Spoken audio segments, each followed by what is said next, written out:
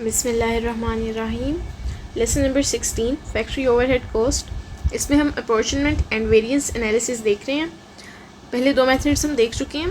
अब एक ये हमारे पास मेथड है एल्जेब्रिक मेथड। इसमें हम एल्जेब्रिक इक्वेशंस का यूज़ करते हैं और जो सर्विस की कॉस्ट होती है उसको हम अपॉर्शन करते हैं। जो भी ओवरहेड आ रहा है उसे प्रोडक्शन डिपार्टमेंट्स को हम अपॉर्शन कर देते हैं।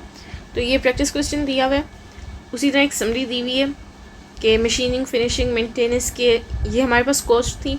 देन ये हमारे पास एयर कंडीशनिंग और टोटल इनडायरेक्ट कॉस्ट।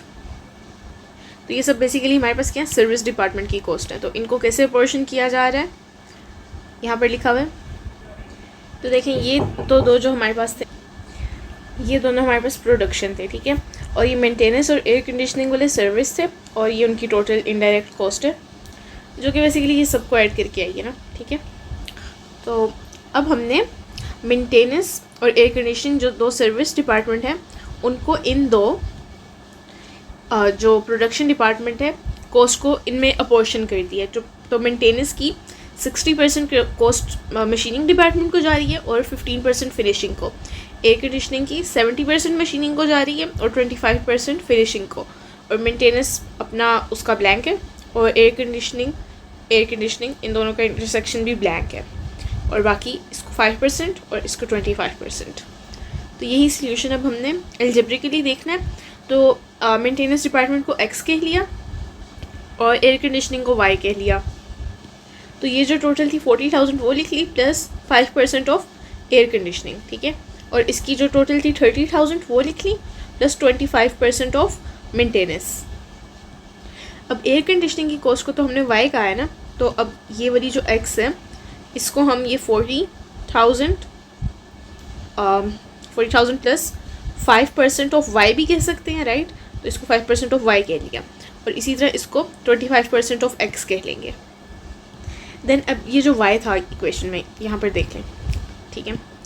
यहाँ पर ये वाई था ना, तो अब इस वाई की जगह वाई हमें पता है इसके इक्वल है, यानी कि 30,000 प्लस 25% ऑफ एक्स, ये एक्स है ना, ठीक है, मेंटेनेंस एक्स है। तो अब हम इधर एक्स वाली इक्वेशन में जहाँ वाई है उधर हम वाई की ये जो राइट हैंड साइड है जिधर हमारे पास एक्स के टर्म्स में सब कुछ लिखा हुआ है वो भी पुट कर सकते हैं। तो हमने एक्स के टर्म में पुट कर दिया। ऐसा क्यों किया? ताकि हम एक्स की वैल्यू निकाल सके, दूसरा अननोन वाई हमारे पास हो ही ना। तो हमने एक्स वाली वैल्यूज़ लिख ली, ठीक है, एंड देन एक्स की वैल्यू हमने निकाल ली।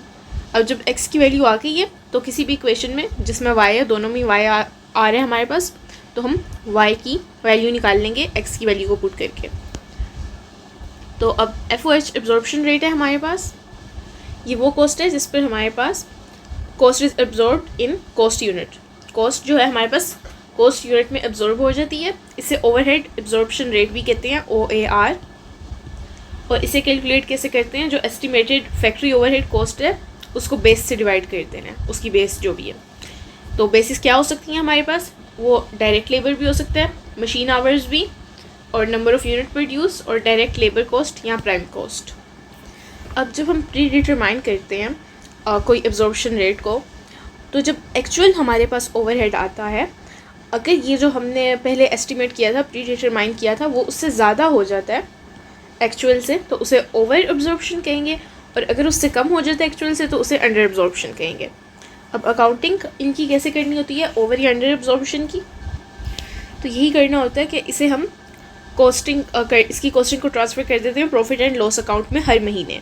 लेकिन यहाँ फिर आप ऐसा भी कर सकते हैं कि हर महीने इसे कैरी करते जाएं फॉरवर्ड, और एट द एंड आप ईयर का जब आपका आखिरी बना रहे हो अकाउंटिंग स्टेटमेंट बना रहे हो, तो उसमें आप इसे एज अ होल उसके प्रॉफिट एंड लॉस अकाउंट में अकाउंट कर दें। तो ये कहा जाता है कि ज़्यादा रीज़नेबल है, क्योंकि ये एनुअल कॉस्ट की बेस पर ही किया जाता है, ये एब्जॉर्प्शन रेट को डिटरमाइन किया जाता है। देन हमारे पास वेरिएंस है। अच्छा, तो वेरिएंस बेसिकली है कि जो आपने ओवरहेड पहले एज्यूम किया था और जो एक्चुअल ओवरहेड हुआ है उनके दरमियान में जो डिफरेंस है एक्चुअल और प्री डिटरमाइंड के दरमियान में, उसे वेरिएंस कहते हैं। तो अगर आपने अंडर अप्लाई किया था तो ये एक अनफेवरेबल साइन है, और अगर आपने ओवर अप्लाई किया था तो उसे हम फेवरेबल साइन कहते हैं। क्योंकि जितना हमने एस्टिमेट किया था उतना हमारा ओवरहेड नहीं आया। ठीक है, तो ये वेरिएंस जो है ये 2 फैक्टर्स में हमारे पास लाई करती है। एक तो difference between capacity level budgeted for calculating predetermined factory overhead absorption rate and capacity level actually attained till the end of year, इन दोनों का डिफरेंस, यानी कि जो आपने कैलकुलेट किया था, प्री डिटरमाइन जो किया था फैक्ट्री ओवरहेड एब्जॉर्प्शन रेट, और जो कैपेसिटी लेवल एक्चुअली आपने अटेन किया है till the end of year, तो इन दोनों के डिफरेंस पर डिपेंड करता है। और दूसरा ये difference between factory overhead budgeted for capacity attend and the factory overhead cost actually incurred, तो वही बात है, बस दोनों में फ़र्क है। यहाँ पर कैपेसिटी लेवल बजटेड की बात हो रही थी और यहाँ पर फैक्ट्री ओवरहेड बजटेड की बात हो रही है। ओके, कैपेसिटी या फिर वॉल्यूम वेरिएंस क्या होती है? अगर वेरिएंस जो है वो कॉज हो रही है कैपेसिटी की वजह से, जो कि कैपेसिटी में डिफरेंट आ रहा है, तो उसकी वजह से उस वेरिएंस को कैपेसिटी या वॉल्यूम वेरिएंस कहेंगे। तो इसका जो पहला फैक्टर हमने ऊपर मेंशन किया था वो ये देखें, ये वाला किया था ना, तो इसमें कैपेसिटी लेवल की हम बात कर रहे थे। तो जो आपने अप्लाई किया था फैक्ट्री ओवरहेड कॉस्ट, उसमें से माइनस कर देंगे एस्टिमेटेड, तो ये आपके पास आ जाएगा। अगर ये पॉजिटिव होगा तो फेवरेबल, अगर नेगेटिव तो unfavourable. Then budgeted variance, on the other hand अगर वेरिएंस हमारे पास बजट में डिफरेंस से कॉज हो रही है और जो एक्चुअल कॉस्ट है, एक हमने बजट बनाया था और एक्चुअल, उन दोनों के डिफरेंस से, तो ये सेकंड फैक्टर जो हमने मेंशन किया था उसे कहते हैं बजट वेरिएंस। इसे कैलकुलेट कैसे करना है? Estimated factory overhead minus actual factory overhead, ये भी पॉजिटिव में फेवरेबल है और नेगेटिव में अनफेवरेबल। और ये हमारे पास बेसिकली डिफरेंस है बिटवीन जो बजटेड फैक्ट्री ओवरहेड था कैपेसिटी के लिए, वो जो अटेन हुआ है, और जो एक्चुअल फैक्ट्री ओवरहेड इनकर हुआ है। ये या तो ओवर स्पेंडिंग दिखाएगा हमें या अंडर स्पेंडिंग। तो अगर ये बजटेड से ज़्यादा एक्चुअल हमारे पास आ गया तो ये अनफेवरेबल है, तभी हमारे पास इनका क्या कहते हैं, इनको माइनस करके सब्ट्रैक्ट करके नेगेटिव आएगा ना, अगर ये वाली एक्चुअल वैल्यू हमारे पास ज़्यादा हो गई है तो। देन इसकी एग्जांपल भी दिखाई गई है कि फैक्ट्री ओवरहेड एब्जॉर्प्शन रेट था आपके पास, इसमें हमने क्या किया था, fixed overhead rate plus variable दोनों को ऐड कर दिया। 2 ओवरहेड थे, तो फिक्स्ड हमें दिया हुआ था ₹80,000 पर 200 लेबर आवर्स, और वेरिएबल था 100,000 पर 200 लेबर आवर्स। तो ये हमने कैलकुलेट किया, ये ₹4 बनते थे और ये ₹5। तो इनका फैक्ट्री ओवरहेड एब्जॉर्प्शन निकालना है तो दोनों को ऐड कर देंगे और फिर हम एक्चुअल कॉस्ट भी देख लेते हैं। तो फिक्स्ड फैक्ट्री ओवरहेड हमारे पास कितना था, टोटल 80,000, और वेरिएबल टोटल 120,000। तो ये सब बेसिकली डेटा है। और एक्टिविटी लेवल हमें बता दिया कि हमने वॉल्यूम वेरिएंस और बजटेड वेरिएंस निकाल ली हैं। तो वॉल्यूम वेरिएंस के लिए जो हमने अप्लाई की थी फैक्ट्री ओवरहेड कॉस्ट, यानी कि जो एक्टिविटी लेवल था उसको आपने मल्टीप्लाई कर देना है। देखिए, एक्टिविटी लेवल को मल्टीप्लाई करेंगे, ये जो फैक्ट्री ओवरहेड एब्जॉर्प्शन निकाला था 9 से कर देंगे, ठीक है। और देन एस्टिमेटेड जो हमारा था, यानी कि फिक्स्ड 80,000 प्लस ये 25,000 को हम 5 से कर रहे हैं, क्योंकि वेरिएबल के लिए हमने पहले क्या अज्यूम किया था, आप देख सकते हैं वेरिएबल के लिए हमने ये रेट पहले अज्यूम किया था ₹5, तो इस तरह हमने निकाल लिया। फिर हमने अप्लाइड फैक्ट्री ओवरहेड कॉस्ट में से एस्टिमेटेड को माइनस कर दिया, तो ये देखें पॉजिटिव आ गया, तो ये फेवरेबल है हमारे पास। इसी तरह बजटेड भी निकाल लेना है। बजटेड में बेसिकली क्या करना है, जो एस्टिमेटेड था हमारे पास उसको हमने पॉजिटिव रखना है और जो एक्चुअल है उसको नेगेटिव रखना है। तो बेसिकली बात सेम है, बट ये भी हमारे पास पॉजिटिव आ रहा है, ये भी हमारे पास बजटेड में भी एक फेवरेबल साइन आ गया। देन एक और हमें दिया गया है, फॉलोइंग डेटा दिया गया है। एब्जॉर्प्शन रेट ये है, number of direct labour hours ये है, प्रोडक्शन ओवरहेड ये है।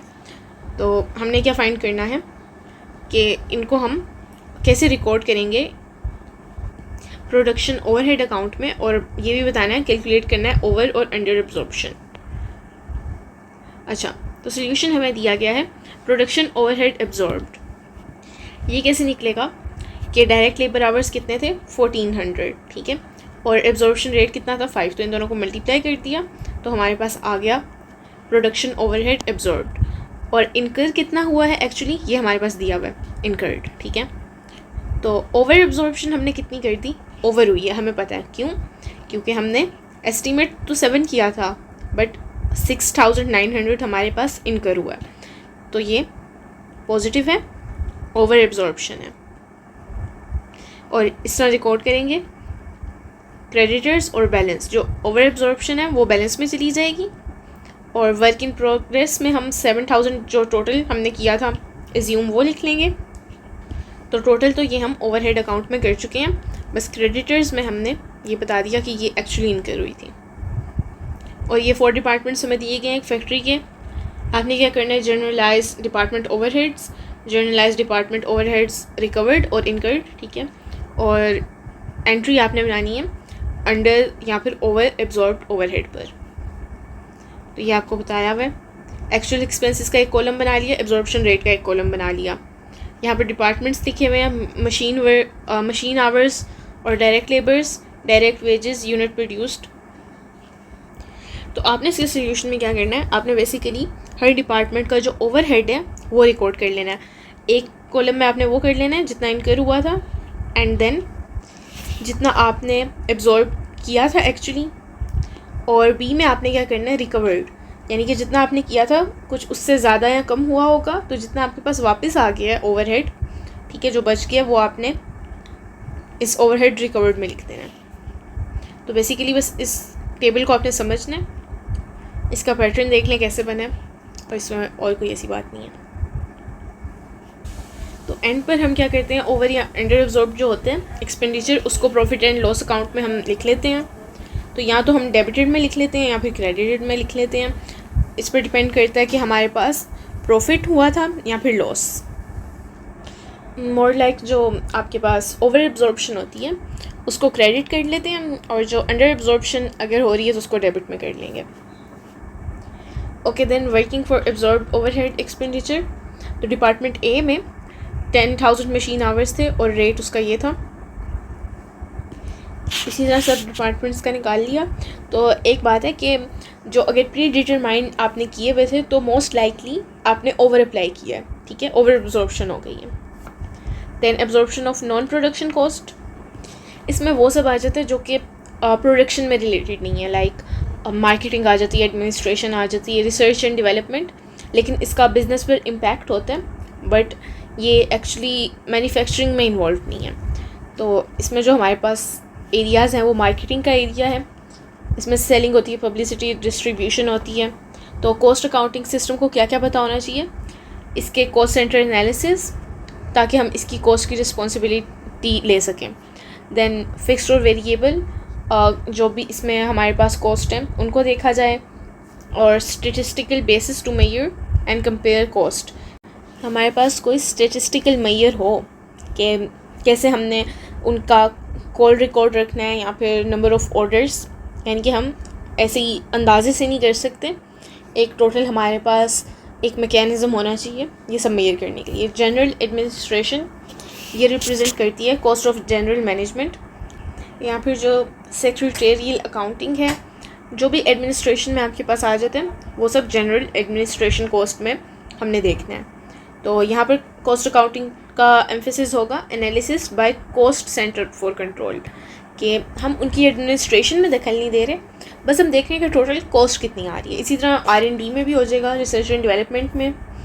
और इसमें कॉस्ट एनालिसिस क्या देखेंगे, यूजुअली नेचुरल क्लासिफिकेशन, जैसे कि मटेरियल्स या फिर लेबोरेटरी सर्विसेज में कुछ चाहिए, जो भी एक्यूमुलेटेड कॉस्ट होगी एक स्पेसिफिक प्रोजेक्ट के लिए वो।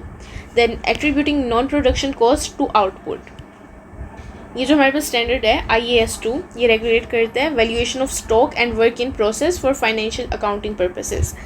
इसमें कहते क्या है कि only production cost should be included in stock valuation, कि जब स्टॉक की वैल्यू आप निकाल रहे हैं तो उसमें सिर्फ प्रोडक्शन कॉस्ट को देखें, बाकी इन सब नॉन प्रोडक्शन कॉस्ट को ना देखें। तो ये जो आर्ग्यूमेंट है हमारा attributing non production cost to output, ये फेल हो जाता है। लेकिन जैसा कि हमने ऊपर स्टेट किया कि ये कॉस्ट जो है अक्सर सिग्निफिकेंट होती हैं, काफ़ी ज़्यादा होती हैं, मामूली नहीं होती, तो इनकी इंक्लूजन हमें अपने इंटरनल कॉस्ट यूनिट में करनी पड़ती है। और इसका सबसे कॉमन मेथड हमारे पास क्या है कि एब्जॉर्प्शन रेट हम कैलकुलेट करते हैं as a percentage of production cost. तो ये आपने याद रखना है, as a percentage of production cost. तो इसका जो उन्होंने कहा है अल्टरनेटिव जो है हमारे पास वो है कि हम नॉन प्रोडक्शन कॉस्ट को ट्रीट करें ओवरहेड जो आ रहा है हमारे पास, उसे पीरियड कॉस्ट के तौर पर हम करें, और उसको कहाँ पर लिखें, as as an expense of the period in which they incurred with no absorption into unit produced. उस पीरियड में बस हम लिख देंगे एज अ फुल एक्सपेंस, लेकिन जो भी हमारे पास यूनिट प्रोड्यूस हुए हैं उसमें हम इनको अपोर्शन नहीं करेंगे फिर। तो ये प्राइसिंग पर्पसेस के लिए, कि ऐसा ना हो कि हमारी फिर जो भी प्रोडक्ट है उसकी कीमत ही बहुत बढ़ जाए ना। तो आगे हमारे पास मल्टीपल चॉइस क्वेश्चंस हैं। तो उनके जो स्टेटमेंट हमें दी गई है ये रिलेट करती है जो एडवांटेजेस या इफेक्ट है हमारे पास ओवरहेड को प्री डिटरमाइन करने के, यानी कि जो उसका एब्जॉर्प्शन रेट है उसको प्री डिटरमाइन करेंगे बजाय कि हम बाद में कैलकुलेट करें। तो इसके क्या एडवांटेजेस हो सकते हैं on the basis of actual cost and actual activity levels. तो ये सारी स्टेटमेंट वैसे आप पढ़ सकते हैं क्योंकि ये तीनों सही हैं और सी सही नहीं है।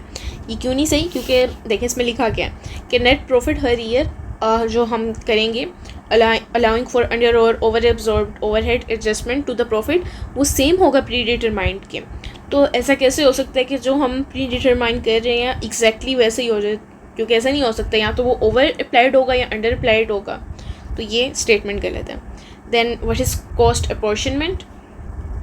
तो बेसिकली इसका डी ऑप्शन सही है। लिखा क्या है कि division of cost amongst two और मोर कॉस्ट सेंटर, के दो या दो से ज़्यादा कॉस्ट सेंटर के दरमियान में कॉस्ट की डिवीजन करनी है एक प्रपोर्शन में to the estimated benefit received, कि आपको जितना बेनिफिट मिल रहा है using a proxy example a square feet, यानी कि आप किसी प्रॉक्सी का यूज़ करते हुए लाइक कोई बेसिस बना रहे हैं। जिस तरह कि आपको रेंट की एग्जांपल दी थी ना कि रेंट अब सबको हमने डालना है, हमारे पास मुख्तलिफ कॉस्ट सेंटर हैं, तो किस बेस पे डालेंगे? तो आप एक प्रॉक्सी यूज़ कर सकते हैं क्योंकि डायरेक्ट तो आप नहीं डाल सकते ना, तो कुछ ना कुछ तो आपने यूज़ करना है। तो आप स्क्वायर फीट ले लेंगे कि जिसका जितना एरिया उसे उतना पड़ रहा है। तो बेसिकली डिवीजन कर रहे हैं कॉस्ट सेंटर में हम कॉस्ट की। तो ये हमारे पास कॉस्ट अपॉर्शनमेंट है। Then next MCQs, Grumpy and Dopey Limited estimate उन्होंने क्या किया कि during the year 75,000 machine hours use होंगे and it has been using an overhead absorption rate, उन्होंने ये रखा एब्जॉर्प्शन रेट पर मशीन आवर, और ये मशीनिंग डिपार्टमेंट में था। अब ड्यूरिंग द ईयर क्या हुआ, जो ओवरहेड था वो अमाउंट कर किया इतना और मशीन आवर्स 72,000 हो गए। तो इनमें से कौन सी स्टेटमेंट करेक्ट है? तो बेसिकली जो पहले उन्होंने एस्टिमेट किया था हम वो निकाल लेते हैं। तो ये 75,000 को मल्टीप्लाई कर देंगे आप, 75,000 को मल्टीप्लाई कर देंगे 6.40 के साथ। तो ये हमारे पास बल्कि ये वाले मशीन आवर्स जो हैं आपके पास ये इररेलेवेंट है, बिकॉज मशीन आवर्स तो हमने एस्टिमेट नहीं करने थे, हमने एक रेट किया था। ठीक है, ये जो रेट निकाला था ना, तो अब हमने देखना है कि जो एक्चुअल रेट हमें आया है और जो एक्चुअल मशीन आवर्स के हिसाब से हमने देखना है कि अगर इस रेट पर जो हमने एस्टिमेट किया था रेट उससे हम एक्चुअल आवर्स को मल्टीप्लाई करें तो वो ज़्यादा आता है कि वो कम। तो आप करेंगे 6.40 को मल्टीप्लाई करेंगे 72,600 से, राइट। तो अभी हम करके देख लेते हैं।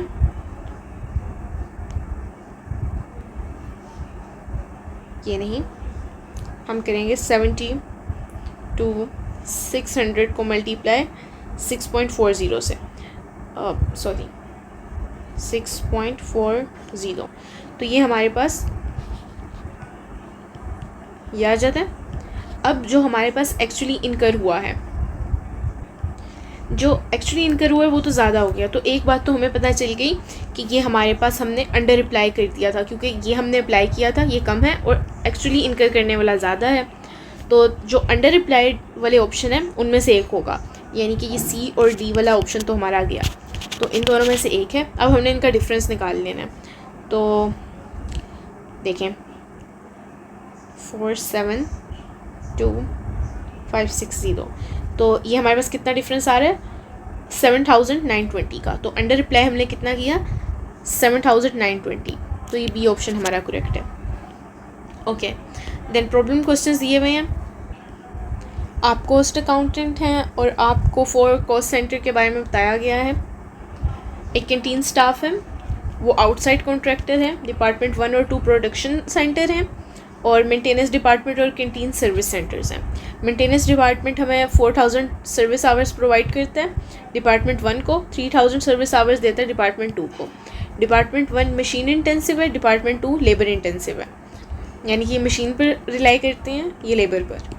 अच्छा, और 6,320 मशीन आवर्स और 7,850 लेबर आवर्स बजट किए हैं डिपार्टमेंट 1 और 2 के लिए रिस्पेक्टिवली। ठीक है, और रिक्वायर्ड हमें क्या है, हमने ओवरहेड कॉस्ट स्टेटमेंट प्रिपेयर करनी है और अपॉर्शनमेंट ओवरहेड की करनी है फॉलोइंग कॉस्ट 4 कॉस्ट सेंटर्स में, जिनका हमें ये बताया गया है, बेसिस दी गई हैं। तो ये इन्फॉर्मेशन आपको बताई गई है कि बेसिस वगैरह दी गई हैं कि स्क्वायर फीट्स में डिपार्टमेंट 1, डिपार्टमेंट 2 और इन सब का टोटल। तो इसके सॉल्यूशन के लिए आप ये टेबल देख सकते हैं। ठीक है, ये हमने बनाया है, आइटम लिखे हैं, बेसिस लिखे हैं अपॉर्शनमेंट के, और जो डिपार्टमेंट है हमारा, और डिपार्टमेंट 1 और 2 और मेंटेनेंस, और ये थोड़ा फॉर्मेटिंग का मसला है, ये रुपीज़ में बेसिकली इसके इर्द गिर्द ब्रैकेट है। ठीक है, तो और बाकी क्या कहते हैं, हमने टोटल अपना लिखा है, जो सेकेंडरी डिस्ट्रीब्यूशन की है, यानी कि हमने रीअपॉर्शनमेंट की है वो लिखी है, देन फाइनल ओवरहेड, ये सारा आप टेबल स्टडी कर लें अच्छे से। और ये कुछ नोट्स हैं जहाँ पर आपको प्रॉब्लम हो सकती थी कि कैंटीन स्टाफ जो है वो आउटसाइड कॉन्ट्रैक्टर हैं, तो उनकी हमने सुपरविजन कॉस्ट नहीं डाली। ठीक है, उसको एक्सक्लूड कर दिया और उसको रीअपॉर्शन किया है before maintenance based on employee ratio. ठीक है, और जो डिपार्टमेंट हमारे पास है डिपार्टमेंट 1, वो मशीन आवर रेट यूज़ करता है क्योंकि वो मशीन इंटेंसिव है, और डिपार्टमेंट 2 लेबर आवर्स यूज़ करता है क्योंकि वो लेबर इंटेंसिव है। ओके, तो ये लेक्चर हमारा यही होता है।